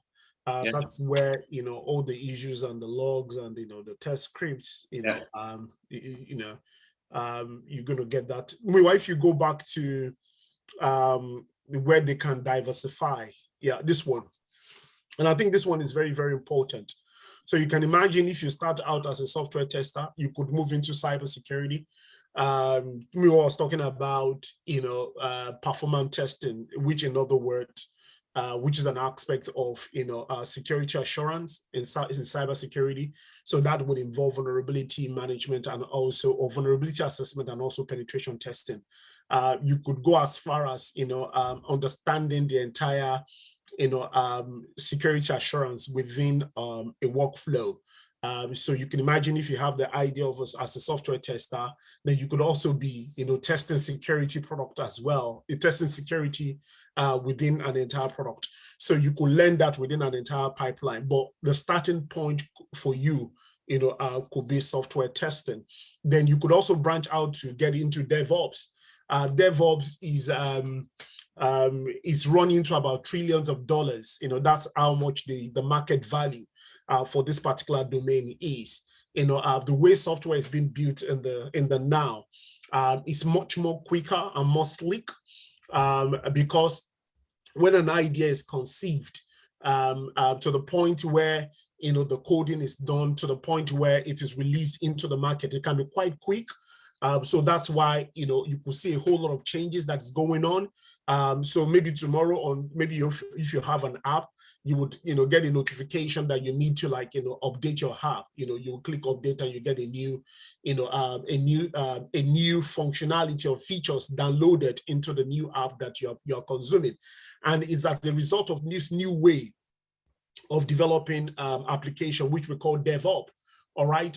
So if you're interested in that area as well, software testing can be the starting point for you, and you can gradually move towards that end. I think the point that we're making here, we're showing you possibilities here. See, you could start out as a software tester, but you don't need to be boxed as a software tester. You could branch out. Somebody was asking me the question earlier on about, whether we're going to do automation. The good thing is, I said something earlier on, and I think it's important for you guys to note it. You see, we are a software house ourselves. We develop all of our product. So the type of practical that you're going to be doing, we're not taking you to one website and you're tearing the website down. No, it is the product that we have developed from ground up. So you will get that opportunity to understand, to know and understand how a solution is even being architected. One thing that Miwa did not put here, which is also a possibility, is you see, you could also branch out and begin to go into solution architecturing. All right, for some of you that wanted to take your career to that level, all right, because by the time when you spend quality time with developers, all right, or you spend quality time with product owner, it won't be too long that you start to understand how a product is being developed, and you can take your career to the next level, becoming a solution architect. In fact, when you work too much, not work too much, when you work, with a product owner and you work with the dev team, you can even go as far as becoming a product owner, so if you want to go into, Agile and Scrum. So the possibilities for you in this space is endless. You see, the reason why I'm able to connect, the reason why I'm able to connect each of these dots to look at where you are now and to possibly diagnose the situation in our hand, not anything bad, but to now point you in the right direction is because I've been in this space for a very, very long time, and I have had the opportunity to work for so many organizations. And by God's grace, we now have our own company where we're doing most of these things, all right? So that's why I can look at you and I can tell you exactly, from information I'm going to be gathering from you, I can tell you exactly where you can start and where you could possibly be, maybe in the next, couple of months or even years. So the possibility, starting as a software tester is just endless. All right, you could move upwards, you could move sideways. It's just endless. And the good thing about this is when you start out as a software tester, you have that foundation. It is easy for you to get into DevOps, go into cybersecurity, come back out, becoming a solution architect, or even at some point, going as far as becoming, a product owner. So the possibility is just endless. Is just endless, and you will get that chance, to do all of that. So someone like Maiwa, for example, is part of our team, our sprint meeting that we do, every morning. She's part of it. She's not just only learning, software testing. She's learning, what happens, at work. And this is what people wanted to pay for. They don't pay for your certification, ladies and gentlemen. It's important that you know that. Why certification is good. Listen, I will not hire you because you have a certification. No. That is not work for me. We only hire people that can do the work. All right. So your certification is great, but please don't spend too much time trying to write another exam. You already have too much certification. Come to a place where somebody can hold your hand, teach you, show you. The best way of teaching is showing. That is the best way. The best way of teaching is showing. You see, Benjamin Franklin said something. He said, tell me, I will forget. But he says, if you show me, I will forever remember. That is what we do here. We're showing you. We will tell you, in the training, but we will now show you in the practical. And, our success story just speaks for himself. This is the second time that we're going to be doing the software training. And because we had the first batch in January that, finished recently. And this is a new batch that we're taking. So I want you to take advantage of this, especially if you are there, and you have made a decision. I don't want to work with anybody that will waste our time. If you have made a decision that this is for me and I want to do it, get on that link at the moment, register for it. All right, we provide one-on-one support. Our, people that came here to come and tell you what they experienced, we didn't pay them, to come and tell you good stuff. There are things that they experience firsthand, and it can be you as well. So if you are in doubt, you are in Nigeria or in Africa, and say, oh, maybe there is no job here. No, it's because you don't have the right skills. Temiloluwa that got the job, it didn't, the uncle, it wasn't her uncle that took her to that job. It was a job that was advertised on the internet that she applied for. All right. So there is no man here. Some people say, oh, you have to know somebody. No, you just get the skill first. Be skillful. The moment you are skillful, all the problem is solved. Then you can apply for roles, even international job. As bad as I don't want to use that. Africa is great, but if I use, maybe in Nigeria, for example, where we think, oh, everything is just falling apart. Even in that situation, do you know that a lot of international organizations are still recruiting people? All right. Recently, we've just put a few of our students across, to a job that is even paying in dollars. It's in Nigeria, but it's an international firm, and they place the salaries in dollars. It can be you, but truth be told, you will not be able to apply for that role if you are not skilled, if you have not, gone under, the training and the tutelaging of someone like Muyiwa that have all of this experience. Here there are no stupid questions. We do a whole lot of hand holding. We don't say shut up because you're asking us. No. We understand that you have come from that background. If you have all the skills, you have the honor, you won't come to us. So we're patient, and we have the right skills and the knowledge to build you up and bring you to where you could you will possibly be. The job opportunity also in UK is endless as well. Somebody was asking question about, he was saying, oh, whether we do automation. I've just answered that question earlier. We have built an entire, Muyiwa is my witness. Mayowa was in our meeting yesterday. Mayowa, you can unmute yourself. Mayowa, you were in our meeting yesterday. We were testing out the entire dev, our pipeline. Muyiwa was in our meeting as well. We're moving from Oracle, we're coming to AWS platform, and we're plugging in all of our, the resource that we're going to be using, to test our environment going forward. Selenium is going to be part of it. We have a product called Snook that we're going to be using, to carry out, code review. We have other product that we're integrating into that entire pipeline. We have Jenkins, so we have Git. So the thing is, which is our code repository, so we have an entire pipeline that you will learn even beyond what you have paid for. You will learn even beyond software. You will see the entire workflow, if you understand what I'm talking about. And this is what you want to take out. The people that wanted to hire you, they are not hiring you on certification. They don't give a monkey. Let me tell you, I live in this country. They don't care. You see, I own a business. I am not going to hire anybody because they have a certificate or because you went to university. No, that's not going to do the job for me. I want to hire you. Can you do the job? Will he do the job? If those questions are answered, then you have the job. So if you have not, registered, I would encourage you, register. The good thing is we are starting our training after Easter. All right. The early registrants, those who are we're going to get discounts, and we've already talked about it. Get there. The link is there. Get on it and register now. All right, we're going to be reaching out to you, because what we also do that is different as well is we want to understand your situation a little bit. Someone was asking us yesterday, Induka, he was saying, oh, banking and all of that. We want to talk to you to understand, the banking and the health sector that you're talking about. And what is important, as it relates to your question, is technology. So whether it is used in the banking sector or whether it is used, in the health sector, all right, it is technology. The product that we're going to expose you to, it is not industry specific, if I put it that way. All right. It is not industry, so it is not a product that is built for retail, all right? Not that you cannot build a product for retail, you know what I mean?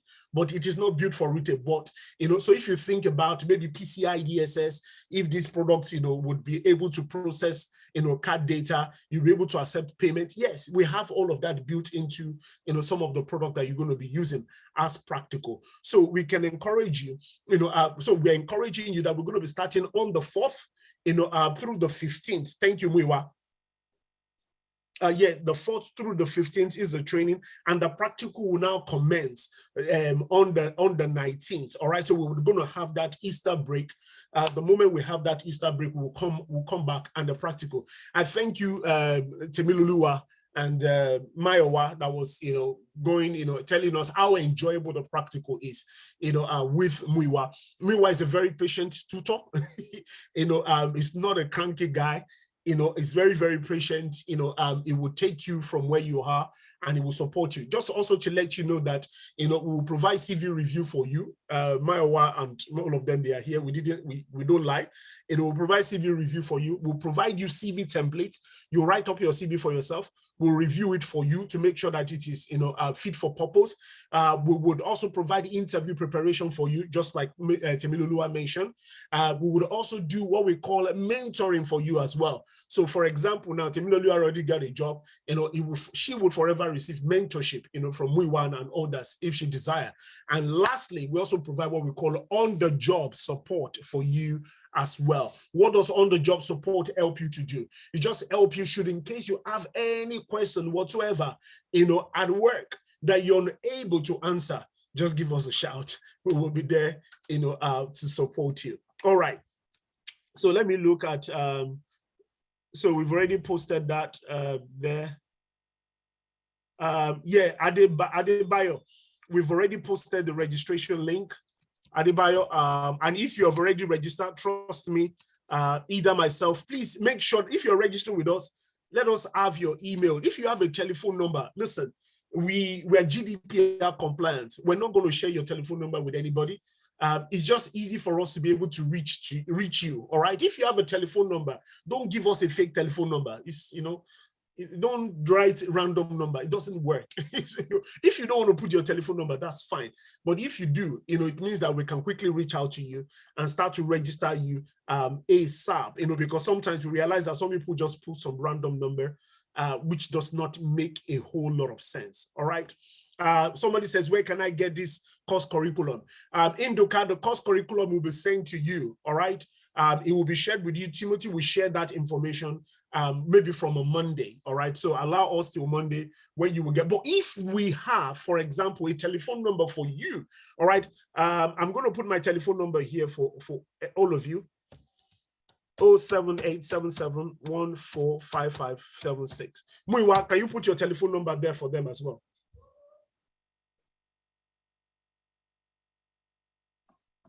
All right.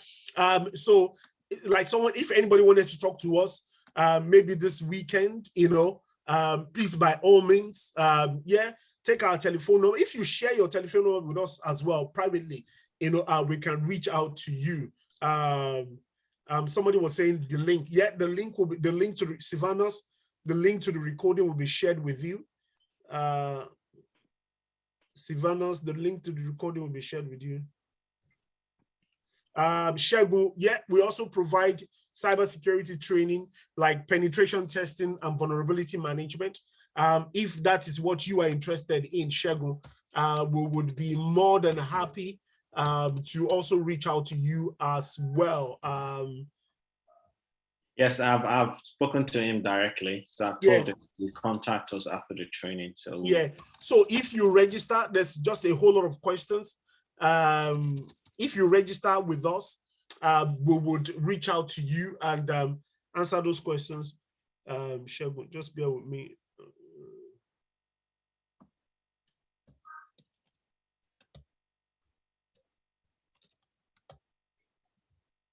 So just bear with me. I'm looking at the, okay, so that's my one.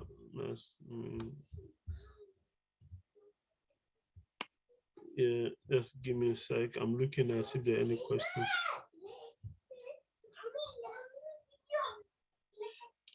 All right, miss. Yeah, we're gonna do that. Adebayo Adedimeji. Yeah, so we would send all of that to you. Thanks to you, Adeshawa. All right. Adeshawa is one of our ex-students. Yeah, I know Adeshawa.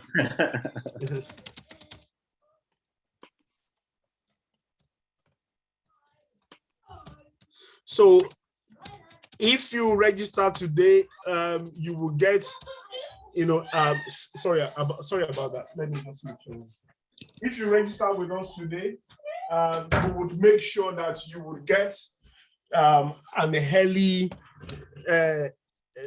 you will get this scan from us. So I would encourage you, do so. If you have a telephone number, put it there, please. A telephone number, like I said, we can quickly reach out to you. Trust me, we will not abuse your telephone number. We will not send you random information that doesn't make sense, because, we understand the importance of telephone number is supposed to be personal to you. We will not do all of that. I mean, we understand the place of, GDPR and NDPR, as the case may be if you're connecting from Nigeria. So your telephone number is saved with us. Somebody says his name is Ebo Steve. Ebo Steve, where are you connecting with us today? You didn't use your real name. I've just sent you a message. Are you connecting from UK or London, UK or Africa? Oh, Ghana. Oh, yeah. Thank you for connecting from Ghana. All right, that's fine. If you haven't registered, I have your question there.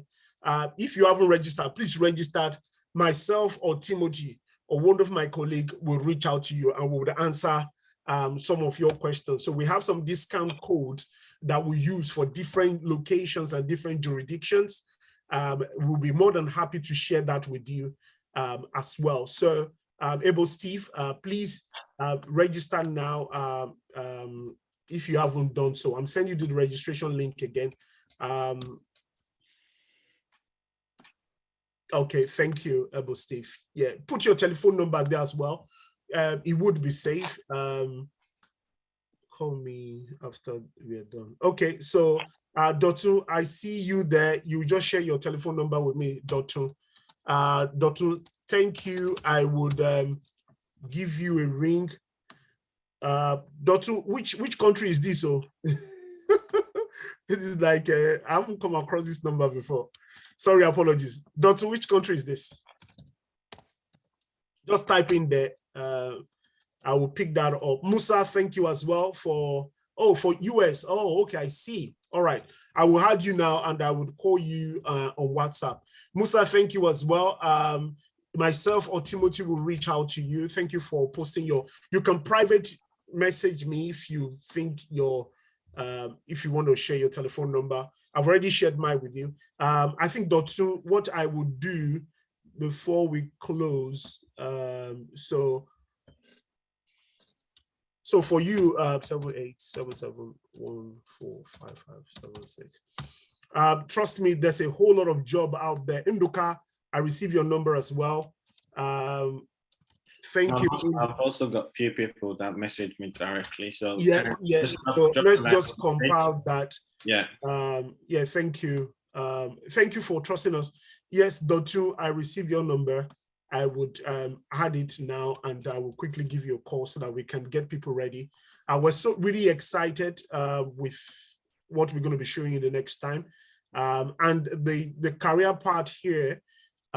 In software testing is just what you could possibly be is endless. I'm telling you, and we have the thankfully we have the ability to just show you all of those things, and yeah, we can show you all of that.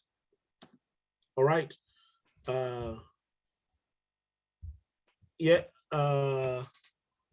Eku Biat. I'm not Ekubiat. Where are you calling us from? We have this various discount code for different country. Can you register? Ekubiat. Sorry. Oh, Ekubiat. Yeah. All right. Have you registered? Oh, yes, I have. Okay, Ekubiat. Yes. So give me a sec. My colleague Timothy will reach out to you. Just give me.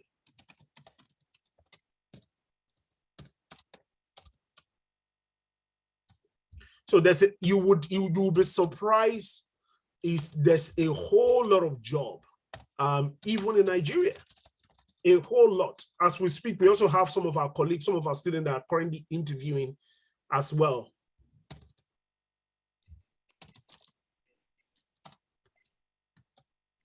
Thank you, Musa, for the attestation now.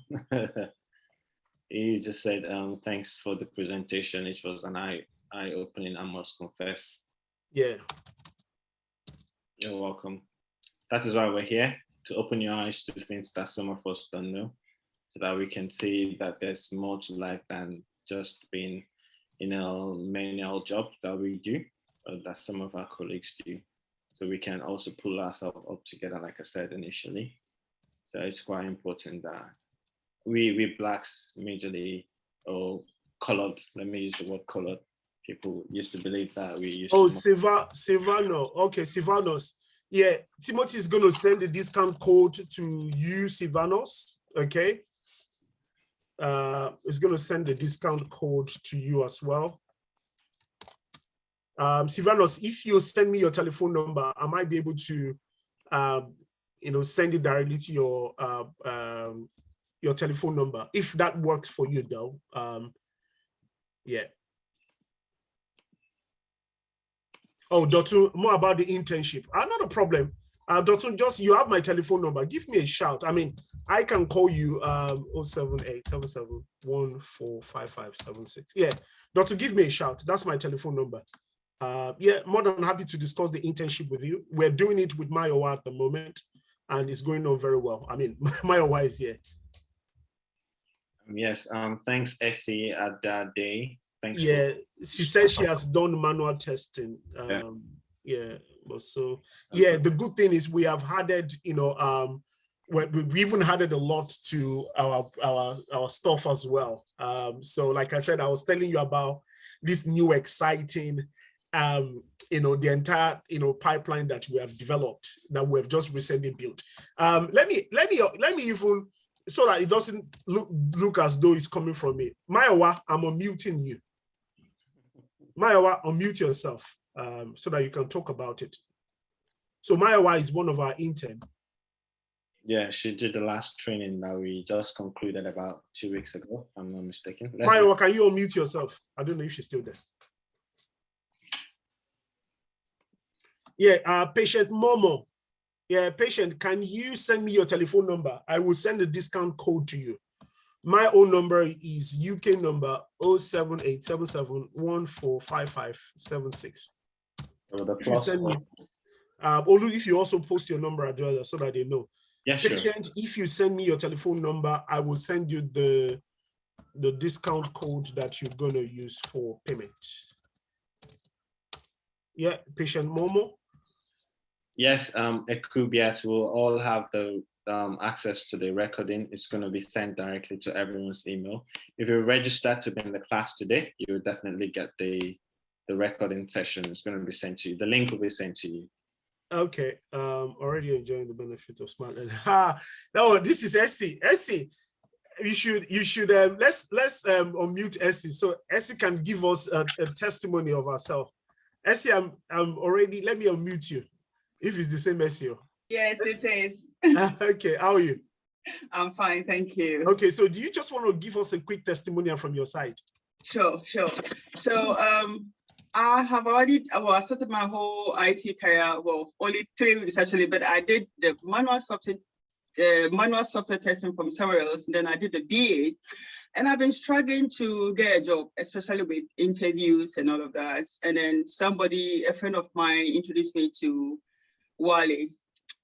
Guys, I tell you, within just weeks, not maximum of, not more than 3 weeks, he helped me with people to mentor me. When I'm struggling with interview questions, I could just call people and I just got a job as a lead BA. And this is my 3rd week. In your new role, is that correct? Yes. First time as a BA, and it all has been possible because of the support I had with smart learning. I'll be coming again for the software testing because, as I said, I've done it, but I don't have the practical experience, and it just makes sense. So, guys, I would really encourage you all to take this up. It's one, your life will change. The money is good. And the audio is good. I haven't even had my first pay, but I've booked a big holiday for the family, so you can imagine. That's good. Yes. Thank you. Guys, the support is there, the mentorship is there. So please, I would just encourage you all and invite your friends to come along. Thank you, AC. Thank you. Yes, I didn't know. See, this was not, we didn't plan it, and I'm glad that you joined. So I met this lady like maybe 3 weeks or about a month ago. Yes. It was a session that we did like this that she joined. Yes. And and the rest is story. I remember. Yeah, I called him. I was weeping. Yeah, she was weeping over the phone. I don't know what to do. I don't know where to turn to. He said, okay, for the short term, let's do this. And yes, as he said, the rest is history. Yeah. And I'm really, really pleased to have you here again. And I'm pleased that God used us to connect you to the promises that God already had for you. Yes. We were just, we're just the connector. We didn't do anything out of this word. We listened to you. We were there to support you. Even your moments when you're down, you remember I always say, don't worry. Yes. And the prayers. Wale will call me first in the morning before interview, and we'll pray. Yeah. So this is all of our testimonies of people that have passed through the training and they have done very well. So thank you for. Okay. Yeah. So it's good that people are hearing directly from you, not us telling the people how great we are, but it's great that they are hearing from other people. Raw testimonies. Less than a month that I met her, God just did it. Temilolua, 6 to 7 weeks of training, she smashed the job. And I can give you so many more. So, Essie is a BA, very, very hungry. I have a lot of other people in cybersecurity as well. And we have a platform where you can put into practice what you have been taught. That is the truth. We have a place where you can put in, forget all of the theory. It does not work. All right. We have developers that develop our own product. Then we also have people like Muiwa that will test it. We have people that will do security assurance. So if you're hungry for knowledge and you want to change your entire career, this is the place. Get and registered now, so that we can start immediately, and start to get you ready as well. There will be tsunami of testimony, of job success stories that is awaiting us. Amen. Trust me, it is coming. Now, we also have one thing that we have done now, which is also very, very unique. And what it is we have some people, we call them actively searching. All right, actively searching. So the moment you do our training, and you have a CV and you want to go into the marketplace, we call those people actively searching. So we'll put them into a group dedicated, and we have some of our staff, they are constantly helping you out. Franklin, if you haven't, if you have not registered. All right, we have promo codes for different locations, so your location matters. All right, so that we don't mix things up. If you haven't registered, and you have my telephone number, Olu, if you post our telephone number again, particularly for Franklin, so that they can have it, connect with us on WhatsApp. It is free, and we can now start to work with you. All right.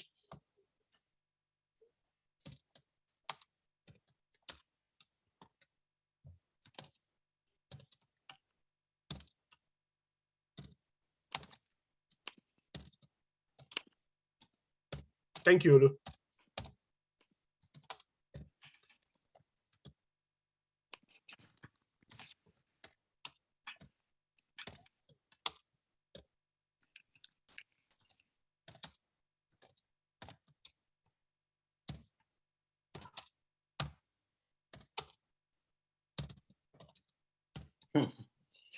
Just got a question coming now from Collins saying, is it possible I get a job in UK while in Nigeria? Yes, 100% is possible. 100%. Let me even answer that one. So recently, and I lie not, God is my witness. I will not lie to you. God is my witness. I'm not going to lie to you. So three of my students, they are interviewing at the moment. And we work with a recruiter, and this recruitment firm, so every time there's an opportunity in cybersecurity and in other areas as well, they will reach out to us. But what was interesting about this particular one is the role is paying in dollars. The role is paying in dollars. The monthly salary is between 4K and 6K in dollars. And the person must be resident in Nigeria, all right? And also is a remote job. So how you see, you can say, oh, nothing is happening. No, you just get the skill. You know, I've learned from one great man of God. He said, oh, I'm looking for the right one. We're just talking about preparation, all right? That you have to prepare for the opportunity. You know, that is where God is bringing your way. Well, me, I'm a Christian, you know, so I use God, you know, I use Jesus, all right? So, all right, you have to prepare for the opportunity that God is bringing your way. But what is your own preparation? Your preparation is get skilled up. Get skilled up. You would be in that location in Nigeria where, you know, you are enjoying the eat, but guess what? You'll also be collecting the money in dollars. Of course, they won't pay you in pounds. I think with more, they pay people in Nigeria more dollars. You will get it. So those people that we had the chance to put their CV across is because they've been vetted by us. We have trained them, and the recruiter is coming to us. They didn't put the job. I say, Wale, I have, you know, this role. Do you have anybody that is available that you can put across? And I send it to them. So to answer your question, Collins, yes. If you haven't registered Collins, register now. So you are calling us, Collins, you are calling us from Nigeria, I believe. All right, my telephone number is here, and myself and Olu, 07877145578. Connect with us, you know, so that we can understand a little bit more, you know, where you are coming from and how we can be of help. All right, and how we can be of help. Collins, if you understand me, just say yes. He's replied, okay, thank you.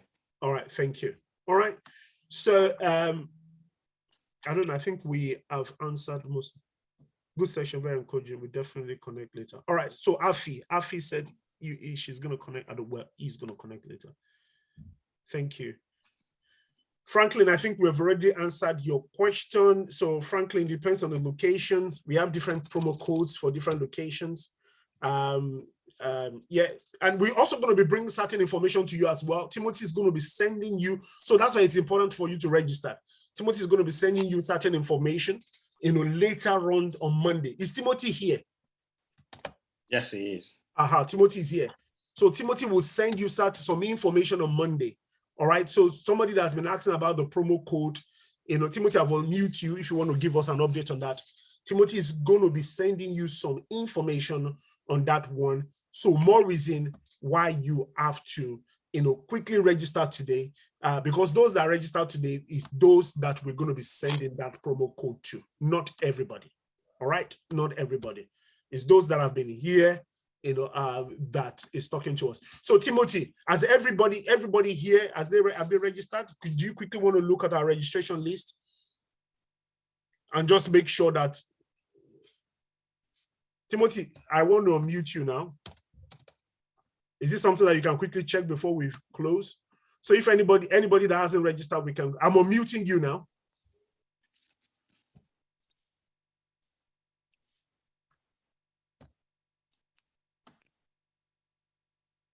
I'm unmuting you.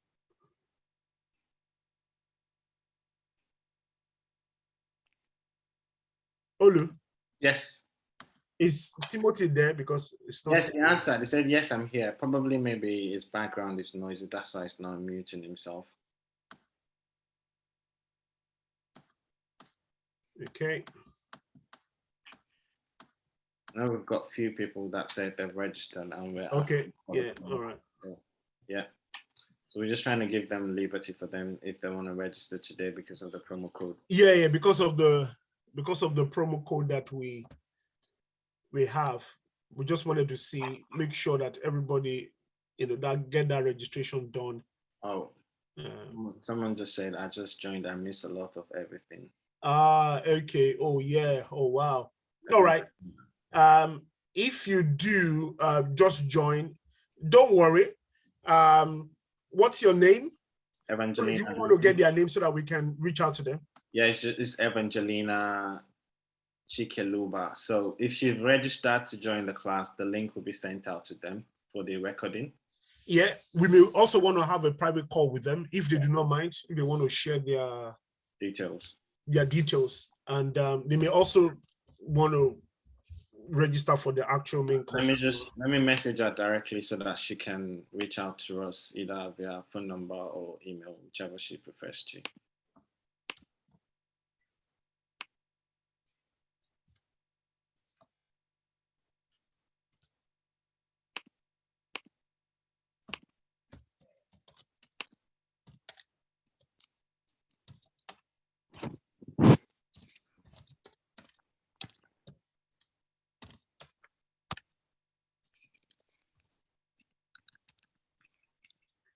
I've sent a message to her directly.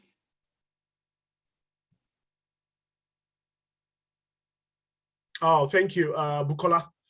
So Bukola as well, I'm sending you my telephone number, 0787714555576. So Bukola, we have a promo code. If you connect with me via WhatsApp now, if you message me, thank you for everyone that have messaged me. Quite a number of you people. Sylvanas, thank you. Robert, thank you. Kingsley, thank you. Kingsley and Sylvanas. So for as many that have messaged me, thank you. Connect with me, Bukola, as well. My telephone number is there. We have a promo code that we use for different location, so that we can send that promo code to you and you can take advantage of the discount that we're offering. But more importantly, it would be nice to also know the location that you're connecting from as well. Olu, any other? Not at the moment so far. Yes, that's it for all. Okay. So thank you all. If you haven't registered, thank you for everyone that registered. We had, well over 34 people. We're going to be, reaching out to you, today, between today and tomorrow. Evangelica is, sorry, did I say Evangelica? Evangeline, apologies. Evangeline, the promo code will be sent to you. Olu, did you send Evangeline your telephone number? Yes, I believe I did that directly. I've messaged her directly. But okay, Evangeline, just look into the chat box, take Olu's telephone number, connect with her, connect with him. Your own and my one to her directly. Connect with Olu. Olu is going to send you the promo code, all right? And also tell Olu where you're connecting from. That would help because we have different promo code for different location, all right? Evangeline, does that answer your question? Yeah, I'm just dropping it on the chat again so she can easily get it from there. Okay, Colin, thank you. Yes, Colin will reach out to you as well. Colin, if you haven't connected with me on WhatsApp or myself or Olu, do the same ASAP as well so that, we can just keep things moving. We're really excited about what we have for you to show you, really, really excited, particularly, the changes that we made to the entire, our software development life cycle. And it won't be too long for some of you, you would become a software tester, moving to DevOps. DevOps is what, billions of dollars, that's where the world is going to be honest, billions of dollars, so wherever you are, don't complain, whether you're in Ghana, whether you're in Nigeria, don't worry, just take your sight away from what's happening, focus on this course in the next 2 months and get, a life transforming, a change for yourself. Yeah. You can imagine if you're a DevOps engineer, guy, like Esty said, you will just be chopping money, if I put it that way. The lady cannot tell us how much she's earning. But you see, it's interesting that she connected with us, and by God's grace, it's all, the story has changed. She's a better person, she's happy. And you know what, when you're happy sometimes, even in medicine to your body, she's happy, she's radiant, everything has just changed for her. and we are so grateful to God that we are that agent of change, for a lot of people, that have been stagnated in their career. And like she said, she has attended so many courses, but not until she came over here. Listen, we're not the one doing it. It's God that is just using us to make all of this transformation. We're patient. We will listen to you. Nothing that you would ask us will make you less, human or stupid. And Olu is even much more patient than I do. You know what I mean? So nothing that you can ask us would, trip us off and say, oh, what kind of, question is that? No, because listen, if you have it all figured out, you won't come to us. It's because you believe in us, and that's why you have came. So if you haven't registered now. Let us send us the promotion code and let us get this cracking, by April, God's grace. All right. Any other question, Olu? I think we're good. Yes, we're good. Just dropping the registration link again into the platform. So I believe Angelina is fine as well. Yes. Everyone is fine. All right. So and thank you for everyone that has connected.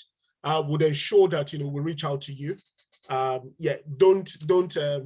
Don't hesitate. Any question, the promo code, and for some of you as well, the entire training curriculum. Somebody was asking training curriculum. I think that was particularly from Nduka. You were asking us about the training curriculum. We will send it to you. Timothy, do me a favor. For some that I've already connected to here, I would WhatsApp the training curriculum to them. Share the same with Olu as well, the PDF one with the watermark. Yeah. Timothy, can you hear me? Yes, he can. He's on the platform. All right. So Timothy, do the same as well. So for these people, if we have a way of actually doing it here today, we would have done it. I don't know. I don't think Zoom actually allows that. No. Let's leave it for those registered already. Let's leave it for those that have registered. Yeah, I think we should leave it for those that are registered. The actual curriculum, quite massive, in terms of what we're going to be covering with you. So I just want to say thank you. You have endured how many hours now? You've been with us. Before the recording is sent out, Issy has requested for something, so I'll reach out to you. It's Issy? Yeah. Who? Issy. Okay. All right. Yeah. Okay. Issy, not a problem. Issy is our evangelist now. Issy is our evangelist. So thank you guys, Adeshola, for your. I know your testimonial is the next one. Adeshewa, not Adeshola. Your testimonial is the next one. Thank you, Mayowa, fantastic, and yourself as well. Mike, and is it Michael? Yeah, Michael. Yes, and many others that has been on. So yeah, we look forward to having all of you, David Ajulor, Franklin, Patient, Olabisi, Nduka, Adeshola, Ademola, and all of you. Bolaji and everyone, Christopher. Yeah, I've spoken to Christopher before. Chukwuemeka, Colin, and everyone. Thank you, Dotu from the US. I'm going to connect with you, not a problem. Franklin and Janet, John, Kende. I think you've asked me questions. I think I've answered. There are two Kende here. There's one Kende Adeniji, and we have Kende Odunuga. I think the Odunuga, I didn't get the chance to speak to you, but if you have registered, that's fine. And we have just quite a number of you. I just want to say thank you. I hope this has, really worth your time today. I believe so. And we look forward to connecting with you and enrolling you for the training that starts on the 4th of April. Thank you and enjoy the rest of the day. Bye for now. Thank you so much, everybody, and have a good day. Yeah, bye. Bye.